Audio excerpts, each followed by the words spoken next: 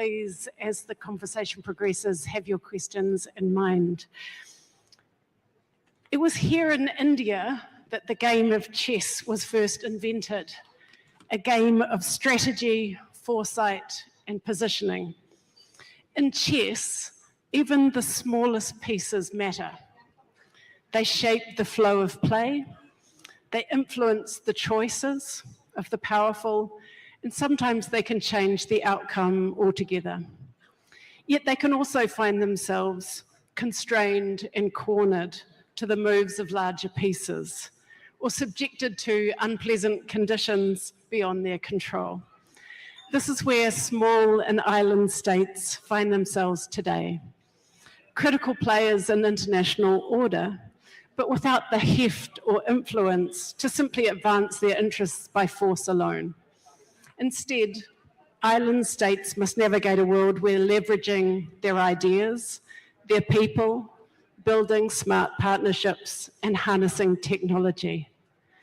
The question before us this evening for this panel is whether island states in 2026, in this increasingly dog-eat-dog world, are to be relegated to the margins, irrelevant, as rule takers and client states of major powers, or whether in fact island states and archipelago states are actually quietly shaping the next phase of globalization. I'm joined by 4 wonderful panelists.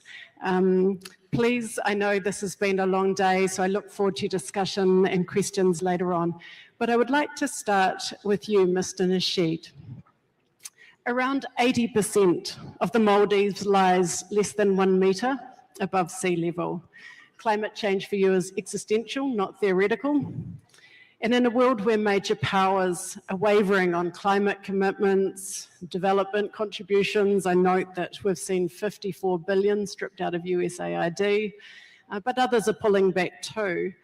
How do you ensure the Maldives is not just a moral voice in the room, but a rule shaper in shaping the outcomes that suit the Maldives?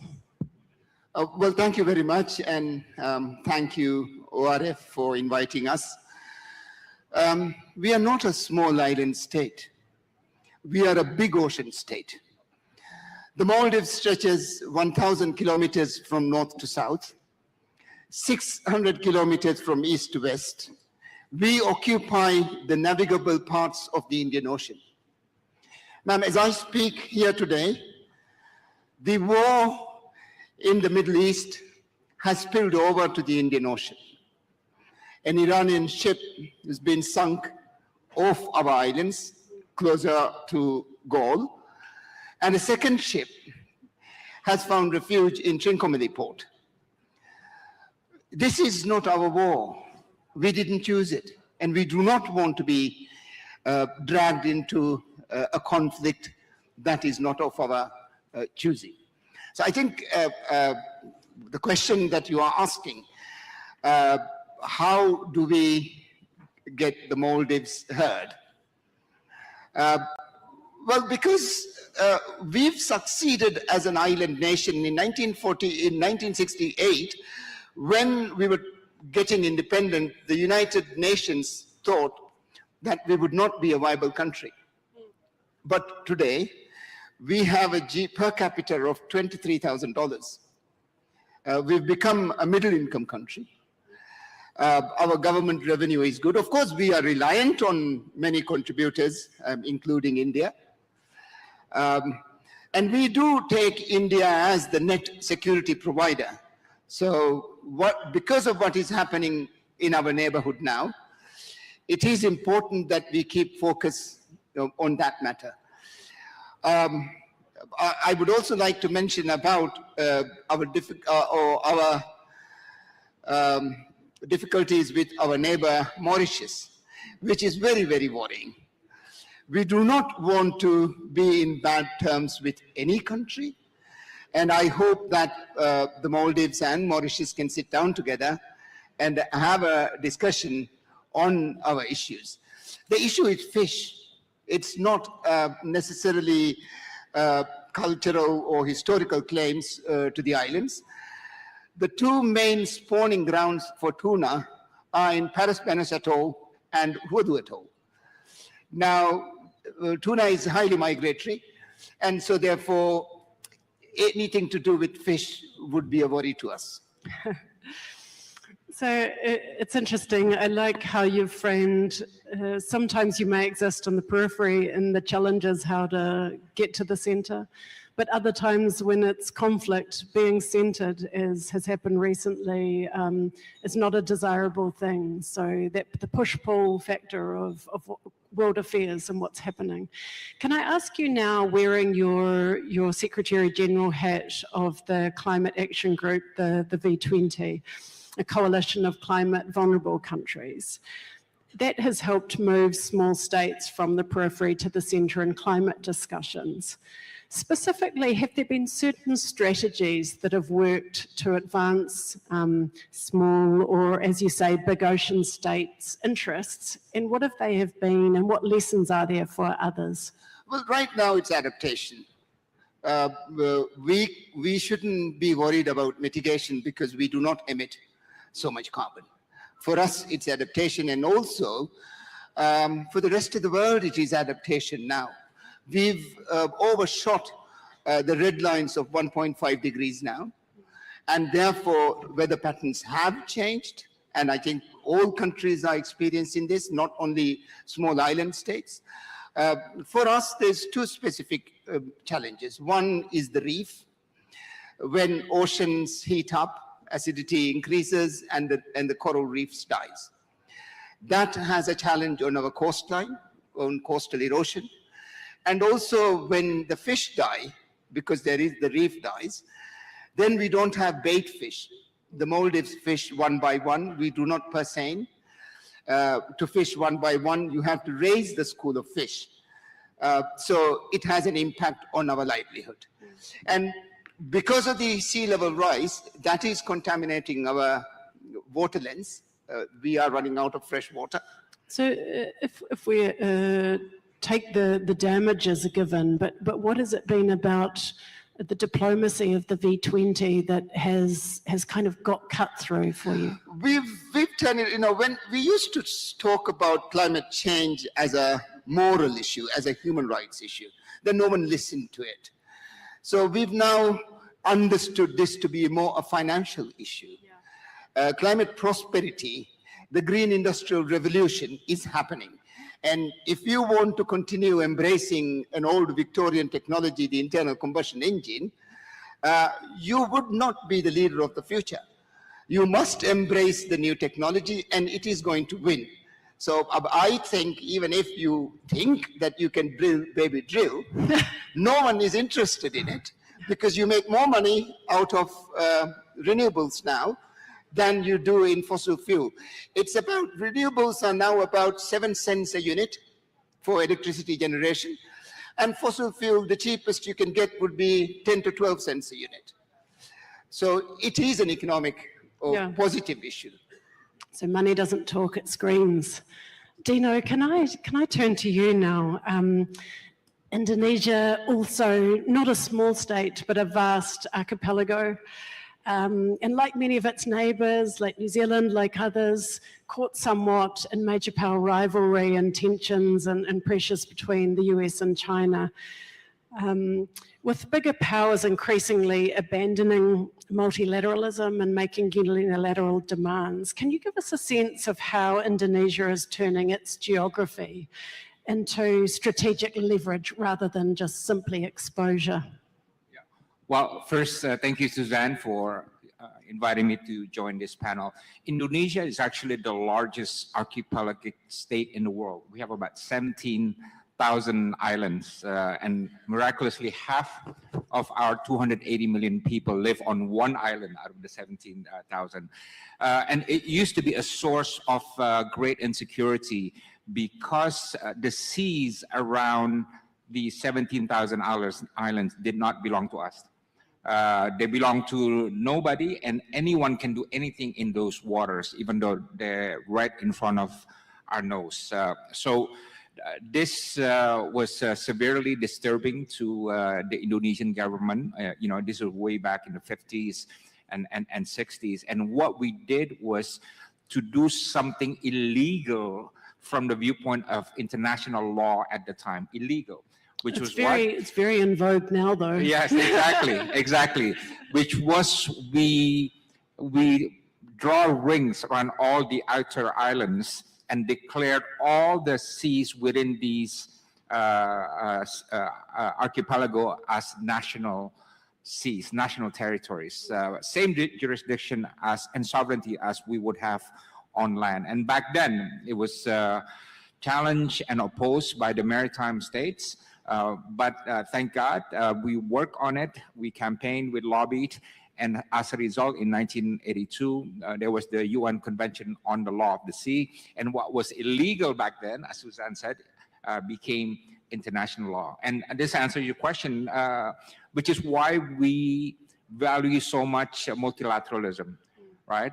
We realized it was unacceptable act at the time when we declared it, but we found a lot of allies in the Philippines, in Fiji, right, in Maldives, and all the island states who negotiated with big United States, right? And we make compromises and we turn this into law. This is why the UN was very critically important for our foreign policy. And we have been a bit concerned, a lot concerned actually, when we saw the sinking of the Iranian ship recently by the US Navy. And we are quite nervous where this is going because we think this is also crossing a red line, yeah?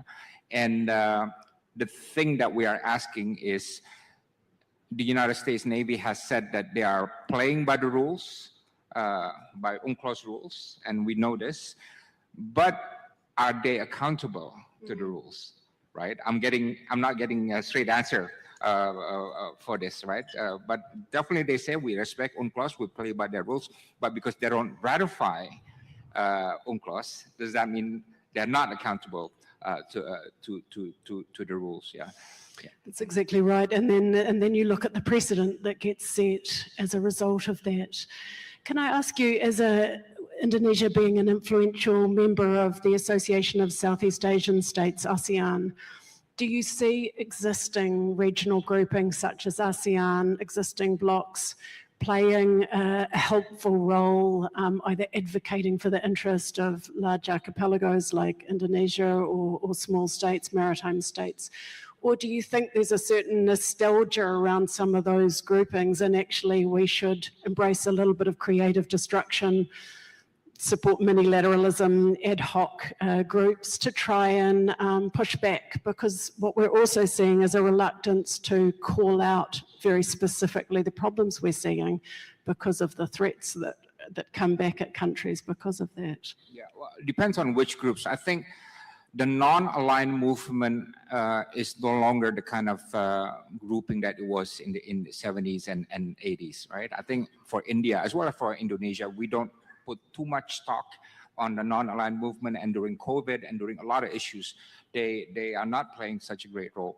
But for us in Indonesia, when we see global disruptions, and we come to be very pragmatic. There's not much we can do in Middle East. There's not much we can do in Africa or Europe or even South Asia. But there's a lot we can do in our own neighborhood, which is Southeast Asia, where we know the players. There's a habit of cooperation. There's a charter and everything. So I think there will be a lot more eggs put in the ASEAN basket. And I think also under the Trump era, what is different now is that we are seeing the rise of middle powers, both in the global south and in the north. And we are seeing a lot more alignments and realignments taking place between these middle powers. India, EU, Indonesia, India, Indonesia, Australia, Indonesia, Turkey, Indonesia, Korea, and all across the board. I think these are the things that are shaping the next world order, in my view. It's not just all about China, because when I go to United States or Europe, They all talk about, oh, China this, China that. Yes, China is important, but I think more and more the so-called 24 middle powers in the north and the south, they are the ones who will increasingly reshape the world order.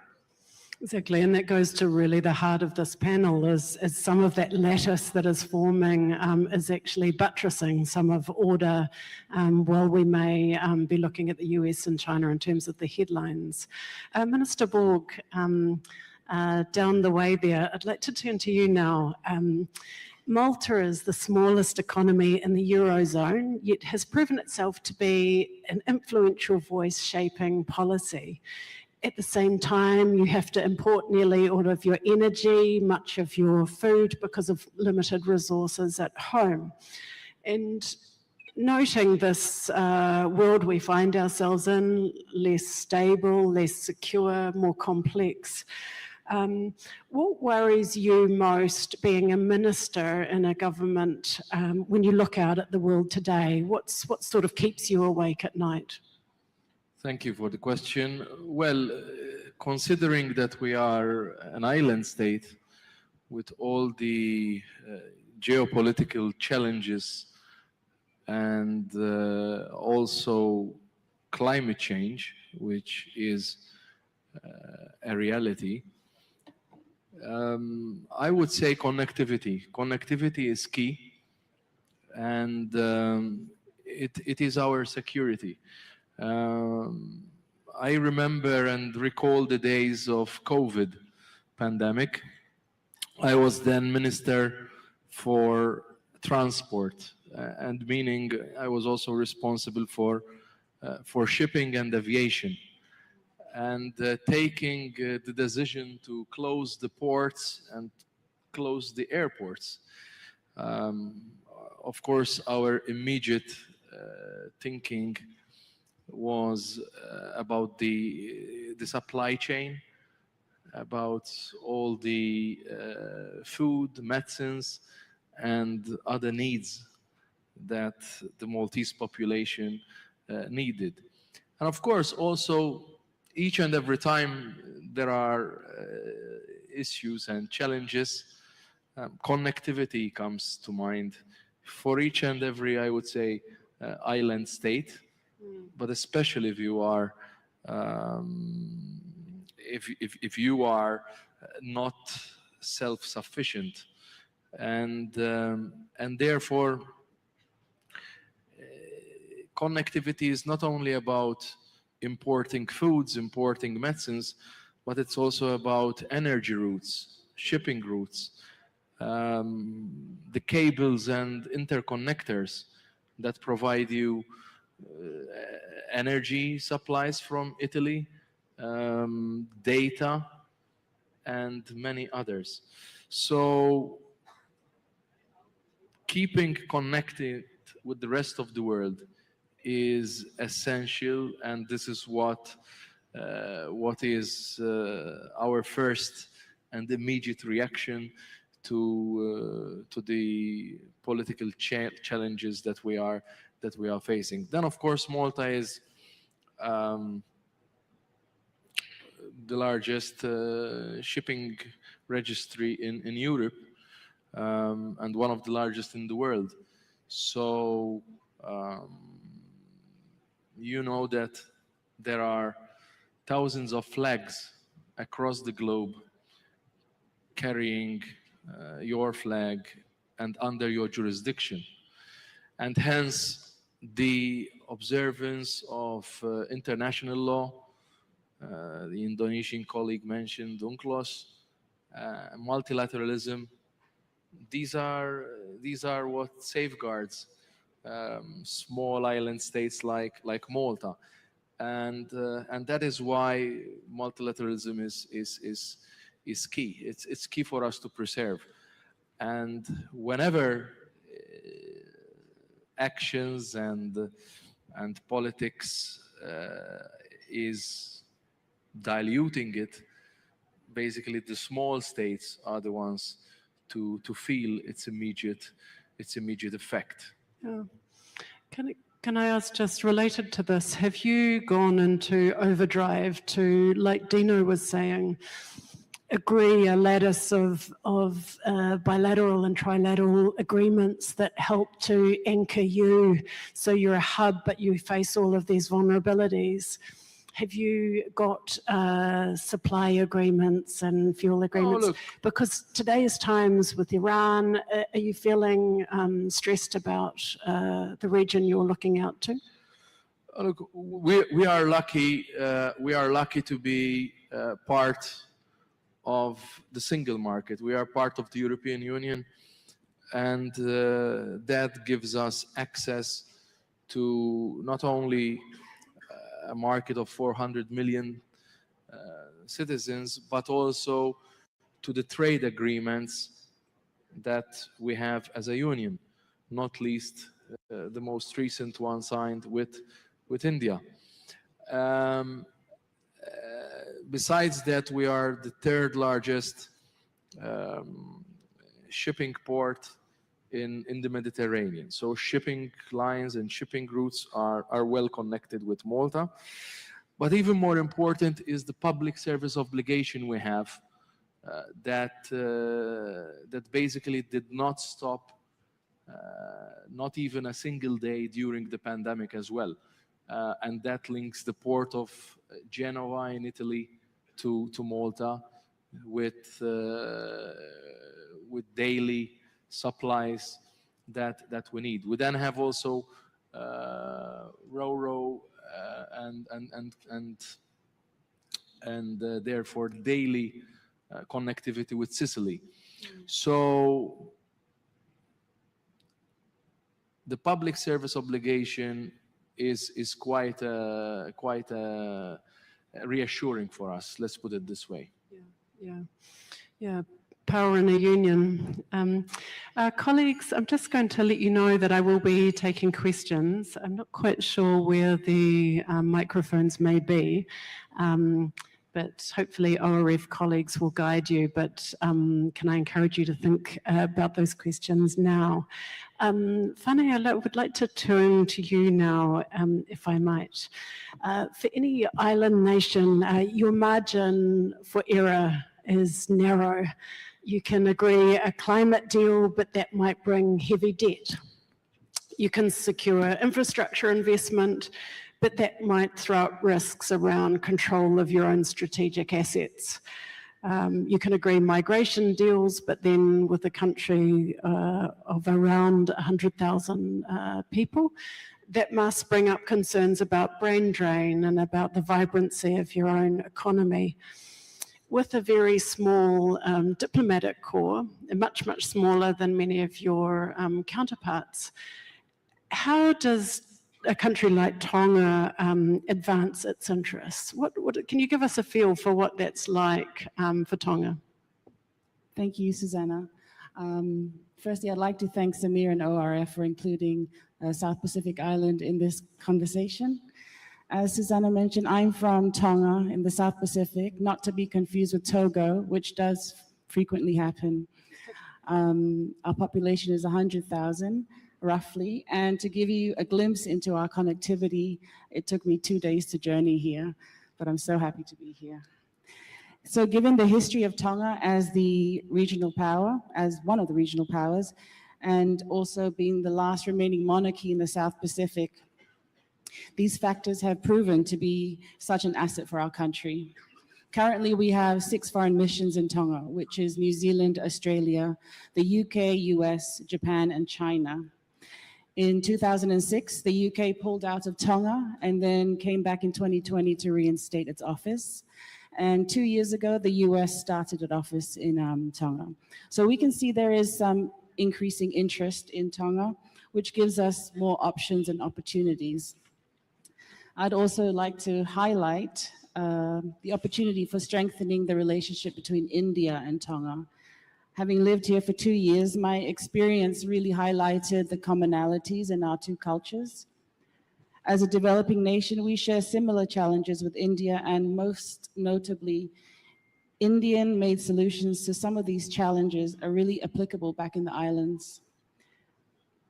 As a small island nation, we face a number of challenges and vulnerabilities, whether it's dealing with climate or infrastructure, investment or economic viabilities. These are all very real challenges for us. Yes, our resources are limited and vulnerable to external risks.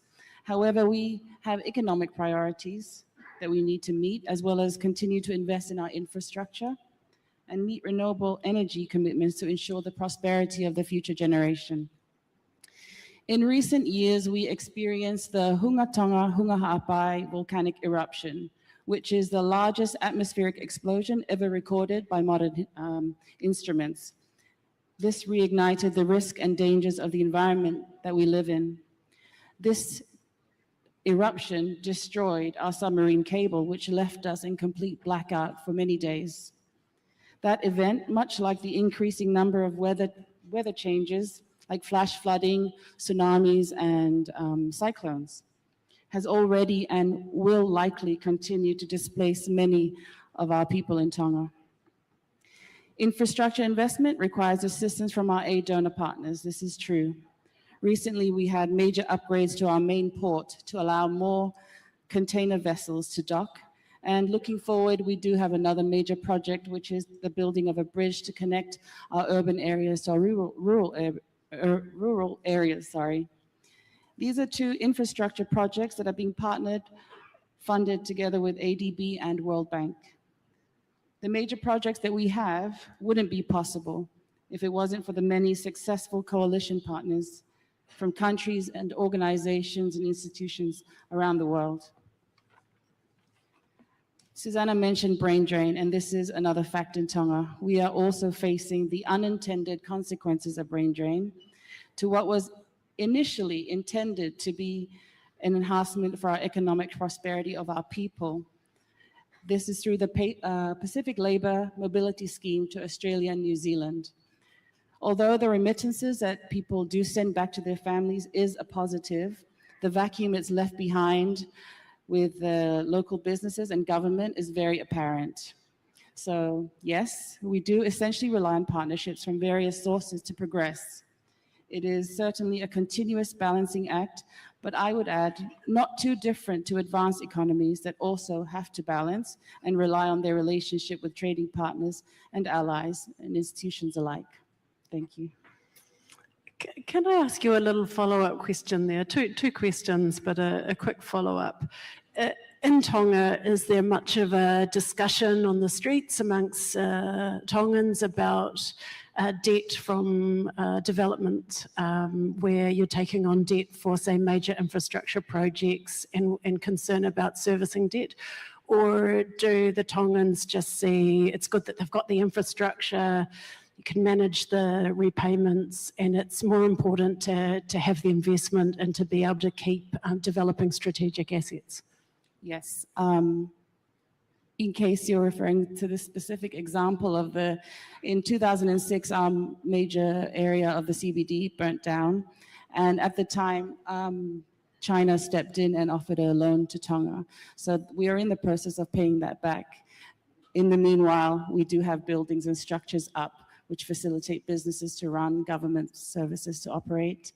And yes, if it wasn't for that, we wouldn't probably be in the position to be able to attempt. So the mind frame, I would say, is there is a debt, but we are paying it off. Yes. Yeah. Can we switch now to technology? When you have small populations, often technology like AI is seen as the domain of big countries and requiring deeper resources. Do you see there's opportunity for Tonga to maybe leapfrog some traditional development pathways and become a model for, say, climate resilient innovation, or turning its vulnerability into some tech leadership for the South Pacific? Or in other words, can you sort of see a pathway for countries like Tonga to move from being a recipient, paying for the services provided by others, to actually being an active innovator? Thank you. So small nations like Tonga can either stay consumers of other people's technology, or we can turn our constraint into advantage. Tonga will obviously never outspend countries like Australia, New Zealand, China, the US, etc., on AI, but we need to foster an innovation system, an ecosystem that is there to create partnerships with larger organizations and institutions to grow talent and fund innovation. We would be looking at things like a center of excellence in Tonga or an innovation lab to help youth create and innovate. We have a literacy rate of over 99% and the highest PhD per capita in the world. We would need to build tech capacity, and we just need to leverage and build these into school curriculums like AI and work skills of the future. I think the opportunity is to focus on specializing, not generalizing, to adopt AI and tech solutions. For example, our government is investing in an integrated management system driven by AI. And the conference that Christopher Landau mentioned in his speech yesterday that took place in Hawaii a few weeks ago, that really helped to bring together private sector, government, and companies that are leaders of industry to show us exactly how we can leapfrog. For example, there is a thermal or magma wells that's being used for power generation that Vanuatu has already started. Also, there is SWAC, which stands for Seawater Air Conditioning. This taps into the ocean's depths to use for cooling with minimal energy consumption, which is being used in Tahiti. So Tonga cannot be a broad tech superpower, but it can dominate in one or two niches. And the Pacific is there for us to really, you can use it as a lab. And then we can export to every other island nation or coastal nation. Tonga's vulnerability is challenging, but it's also the testing ground. One perfect example I have of this is marine carbon sequestration. Tonga is the first country in the world to be doing this, whereby you capture CO2 in the atmosphere and you store it in the seafloor, where it will remain for thousands of years. This is by using marine phytoplankton. The research organization that Tonga government is partnered with is called Growing Oceans, and they have been studying how this ecosystem service is naturally stimulated by underwater volcanic vents in Tonga's EEZ. So the economic benefit of this is through carbon trading for carbon credits. Looking ahead to other islands, you can see the benefit for this as well. We can clearly see how these small island nations are in fact big ocean states, as was mentioned before. Looking at the Kiribati, who despite having a population of only 100,000, they have a greater EEZ than the largest, most populated country in the world of India. Great, wonderful. Before turning to our audience, I'd like just a rapid fire question, if I can, just a minute each.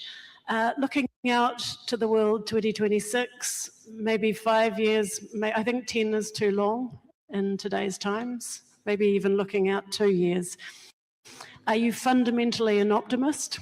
Do you think technology is going to help all? Clean energy will become more abundant. Multipolarity will reduce the tensions of major powers. Or are you worried that we're in for a much tougher ride as island archipelago states, likely greater emphasis on defence, sharper major power competition, more extreme weather events? You can't say both, I'm sorry, people. Minister Borg, I'm going to start with you and we'll come along. Yeah, so rather than trying to guess and forecast how technology and improvements will affect the whole scenario, I can tell you that Malta will continue to advocate for all small island developing states using climate diplomacy in the various multilateral fora. This is what we did in the 80s within the UN. This is what we did 2 years ago when we had a seat at the Security Council. And even though some big countries advised us not to go down that route, because they said climate change should not be discussed on the Security Council, but there are other forums where is more appropriate. We felt that we were compelled to speak on behalf of every small island developing state because they will be the ones feeling the negative effects. Especially, we were discussing sea level rise, which is a reality. I recall a meeting I had with the president of Kiribati, and how the whole population will possibly be displaced and moved to another island because of sea level rise. So it is important for small islands, developed ones and less developed ones, to keep climate change on top of the agenda, and basically that is why we also developed a climate vulnerability index, and we are at the moment discussing with the World Bank in order to use such index to measure the vulnerability of SIDS, of small island developing states, and possibly make them eligible for more funding and support, because this is what they need. Yeah. So I take from that your tough issues, you're not walking away from them, you're optimistic that you carry on active diplomacy. Dina, yeah. I would love to respond to that. You know, I don't want to be the pessimist in the room, but I am very worried that there is a very high probability we're going to lose this climate objectives, right? We already overshoot, right? We know the problem, we know the solution, but we can't get the politics right, we can't get the diplomacy right, we can't get the finance right, we can't get the business right? And we only have the window between 2020 until 2030 to get a net zero world by 2050. And now it's already 2026, right? We got 4 years left, right? Mm-hmm. And what is the problem now? Now the problem is geopolitics is king, right? You see, I was just in Europe, a lot of countries there are saying we are reaching 2% for defense, procurement, and then it's going to go up to 5%. We can't achieve our climate goals if geopolitics is king and all the resources combined will be allocated to geopolitical rivalries, conflicts, and armaments. It's just not going to happen. Yeah. And yet this is going to be the medium, maybe even the long-term problem that the world is going to see. So we're not worried enough, we're not busy enough, we're not concerned enough, in my view. And the voices for the small island countries of Malta, of Indonesia, are just being drowned in this kind of environment. So, so that's what worries me, Susanna. A hard reality. Just in the interest of time, Mr. Nasheed, optimist, pessimist, can you just make it 10 seconds for me? Well, I think the new technology is giving a very big advantage to small countries. A drone costs $50,000. A missile to bring it down apparently costs over $1 million. We can produce drones, and we can look after our big oceans with drones. And I also see AI, because we are small, we have a huge advantage. I must say, when the private sector sees the opportunities of climate prosperity, the green industrial revolution, private money will come in. Great, so you're an optimist. Thank you very much. I think this thing will be fixed through the private sector coming in, not through with public money. Commercial, right. Fane, back to optimist, pessimist. I'm going to make it even crueler, one word. On the fence. All right, audience, like your questions. Pranjal, how do we get... so Pranjal, are you happy to wander over to the... Okay, please, our young scholars. Hi, my name is Arvin. I'm from Singapore. My question is for Pak Dino. Since ASEAN has 5 littoral states in the Indian Ocean, do you think that we should be paying more attention to what's happening to issues in the Indian Ocean? That's it. Thank you. I'm going to take a couple of questions. Did you catch that? Okay, just hold fire. Next question, please. Should we take more focus on what's happening Thank you. in Indian Ocean? Should you? Thank you. I think Yeah, you were saying even though you are ASEAN. Okay, thank you. My name is Chaula and I'm from the University of Indonesia. And my first question would be to Pak Dino as well. So because most of the discussion is about maritime security, and also about connectivity. Do you think that Indonesia should have another global maritime fulcrum, or should we just uphold what we have with the global maritime fulcrum? And the second question will be all speakers. As now the declining influence or declining leadership of the US in the case of the climate change, so what do you think the global south should do, or should we come with what kind of initiative? Thank you. Thank you. Colleagues, thank you very much. I'll take Pranjal just because in the interest of time, please. Question. The digital infrastructure, which was very critical to the session, all the undersea cables are passing you by in some ways, and then there's satellite connectivity.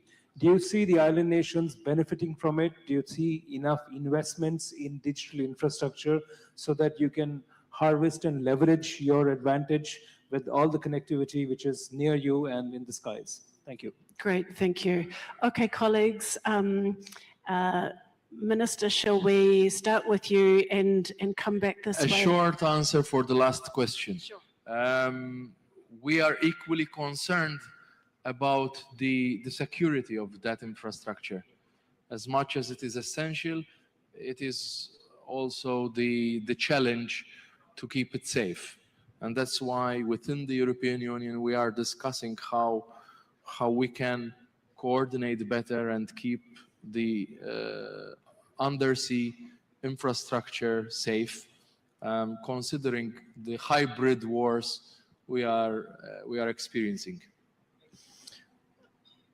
Mr. Nasheed? My view is that the United States is, as Diop mentioned, is not the only country around. China is also not the only country around. Indonesia is a huge country, and partnerships of small states and other countries can have a big impact. No, they can't all dictate us. I think we are strong together, and I think this multipolar world looks good for us. Should the 5 ASEAN countries that are bordering in the Indian Ocean pay more attention? Obviously, because that's the essence of the ASEAN outlook on Indo-Pacific, which is a belief or that a concept that Pacific Ocean and the Indian Ocean are intertwined, yeah, in all realms: security, political, economic, environmental, and so forth. And this is why IORA was created as well, and the last Secretary General of IORA was an Indonesian. So yes, I think definitely Indian Ocean is of critical importance to ASEAN as a whole. And on the second question, I don't know about Indonesia returning to the concept of global maritime fulcrum, but definitely maritime issues has to take center stage these days. If in the 2-degree world, 99% of coral reef of the world will die. Can you imagine for an Indonesian island boys like me, imagine a country with no coral reef, right?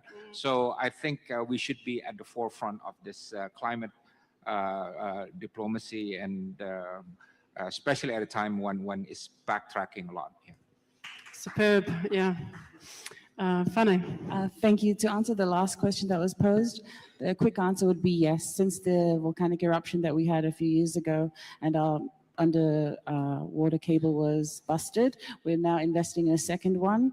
And also Starlink has been made more readily available all around Tonga to not just businesses, but to families. So a lot of investment to secure both in space and underwater. Thank you. One more question from young scholars, please.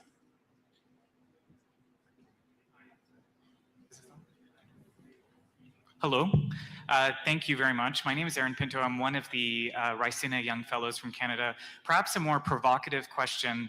If some low-lying island states become physically uninhabitable in the next couple of decades, how should the international system rethink statehood, sovereignty, and territory in a world where land may disappear? Thank you. Thank you. Question from the floor. I'll take anyone else from the floor.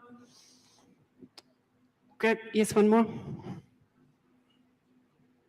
Hello, I'm Parvati from Kerala. Along with climate change, human-wildlife conflict is as important as this topic. So, as island countries, how the mitigation strategies are developed, and is there any indigenous knowledge that can be contributed to the mitigation strategies? Thank you. Thank you very much. Shall we start? Minister, would you like to? We've got 3 minutes. So for the first question, I was learning firsthand, as I said, from the president of Kiribati, because this is a reality that they are expecting to face. So they literally bought land on Fiji to possibly have dignified migration in the future. So this is the level of threat some of these island states are facing, and hence why we should not stop reminding the international community, and I agree also the business sector, to invest and support. Thank you. The question was, with receding coastlines, what would happen to your maritime boundaries? I think there is a weight-loss discussion going on that. We must maintain our maritime boundaries. And for the second question, yes, we know sharks, and our government did ban shark fishing through indigenous knowledge, but then it's been turned again unfortunate. No, we're not going to move. We will live on stilts. We will do whatever we can, and we will be there. Dino, last words? Well, support that 100%, but I also think ASEAN should make a compact for island nations that will 100% lose their land to water. We should offer instant or automatic climate citizenship to citizens that belong to their country. It can be even dual citizenship, right? But I think it would be a very important gesture for ASEAN if we can do that. But I support that. I hope you will do whatever these countries to. You will hold on. But in the end, that there are those who want to have a double citizenship in ASEAN countries. ASEAN should offer that. Correct. I mean, more stateless people is not what the world needs right now. Fane, last word. Just very quickly, I see our time is running out, but to echo what my fellow panelists were saying about the Kiribati, who this is not just something in the air that's floating around. They are really, in real life, dealing with this and thinking immediately about what they can do. But it's such a difficult issue because Anote Tong brought this forward, and how do you do it with dignity? It's a major issue. How do you keep your culture and your independence?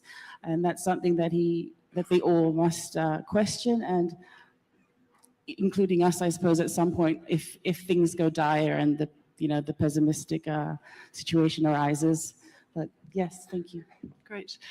Please join with me in thanking our 4 panelists for what has been a great discussion. Thank you very much.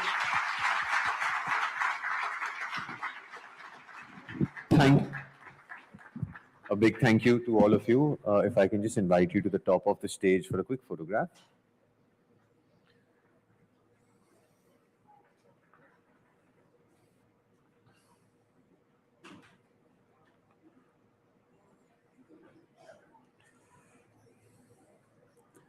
I will request everyone to remain seated. We'll move into the next segment shortly. As mentioned previously, we will have a spotlight address followed by a panel discussion. If I can request everyone to please settle down. We don't have a break now. I think we had a 1 hour long break a while back. So we're going to have a couple of conversations back to back, and then we'll break for dinner.